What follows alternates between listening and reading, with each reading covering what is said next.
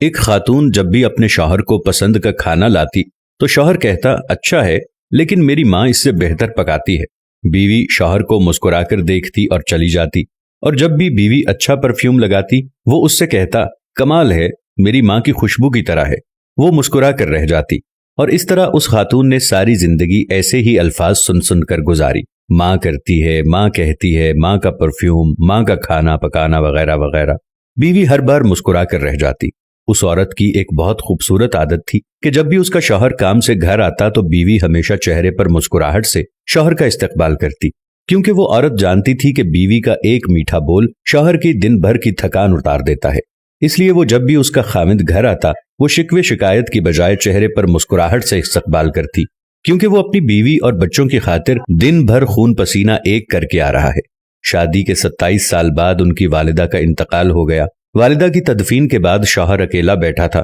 اس کی بیوی اس کی آزمائش میں اسے تسلی دینے لگی تو اس نے اس سے کہا اب تمہارا کھانا پکانا میری ماں کے پکانے جیسا ہو گیا ہے، اور تمہاری باتیں میری ماں کی طرح ہیں، اور تمہاری ہنسی اور تمہاری خوشبو بھی میری ماں جیسی ہو گئی ہے۔ بیوی مسکرا کر بولی وہ کیسے؟ تو شوہر نے کہا میں نے تم سے 27 سال کی عمر میں شادی کی تھی اور ہماری شادی کو 10 سال ہو چکے ہیں، اب تم میری ماں جیسی سوچ رکھنے لگی ہو۔ بیوی کہنے لگی کہ آپ ریاضی کے پروفیسر ہیں، پھر بھی آپ کا حساب غلط ہے۔ شوہر نے کہا وہ کیسے؟ بیوی کہنے لگی میں جب تک زندہ ہوں آپ کی ماں کے برابر نہیں بن سکتی، ان کے 34 سال دینا میرے 27 سال کے برابر نہیں ہو سکتے، اور جس کے قدموں کے نیچے جنت ہے میں ان کے برابر نہیں ہو سکتی۔ خاوند فرتے جذبات سے رو پڑا اور کہنے لگا کیا تمہیں کبھی میری ماں سے تشبیہ دینے کی تکرار سے پریشانی نہیں ہوئی؟ میں ہر کام میں ماں کو یاد کرتا تھا، ان کی تعریف کرتا تھا جیسا کہ دوسری خواتین کرتی ہیں۔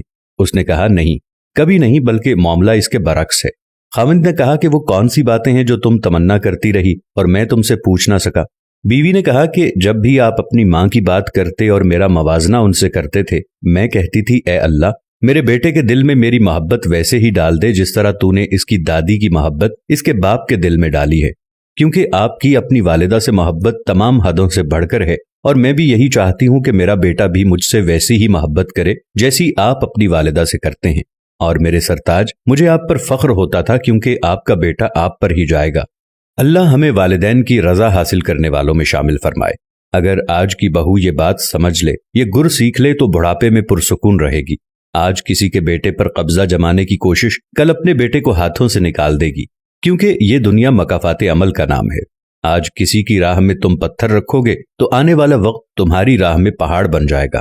مائیں راتوں کو جاگ کر بچوں کے لیے اپنا آرام سب کچھ قربان کر دیتی ہیں، اور باپ اپنے بیٹے اور اس کی ماں کے اخراجات پورے کرنے کے لیے دن بھر محنت و مزدوری کرتا ہے۔ اگر اللہ تعالیٰ نے والدین کے دل میں ان کی اولاد کے لیے بے پناہ محبت اور ایثار کا جذبہ نہ رکھا ہوتا تو یقیناً بچے کی صحیح معنوں میں پرورش اور تربیت نہ ہو پاتی۔ اب اگر یہی بچہ بڑا ہو کے اپنے والدین کو بڑھاپے کی حالت میں بے یار و مددگار چھوڑ دے، ان کے ساتھ حسن سلوک سے پیش نہ آئے، ان کی گستاخی و بے ادبی کرے، تو اس سے زیادہ بے انصافی اور ظلم کیا ہو سکتا ہے؟ اللہ تعالیٰ ہم سب پر رحم فرمائیں اور آپ سب پر خصوصی کرم فرمائیں۔ جن کے والدین زندہ ہیں ان کو اللہ لمبی عمر عطا فرمائے۔ امید کرتے ہیں آپ کو ہماری آج کی ویڈیو بھی ضرور پسند آئی ہوگی۔ ویڈیو کے بارے میں اپنی رائے کا اظہار ضرور کریں۔ جزاک اللہ۔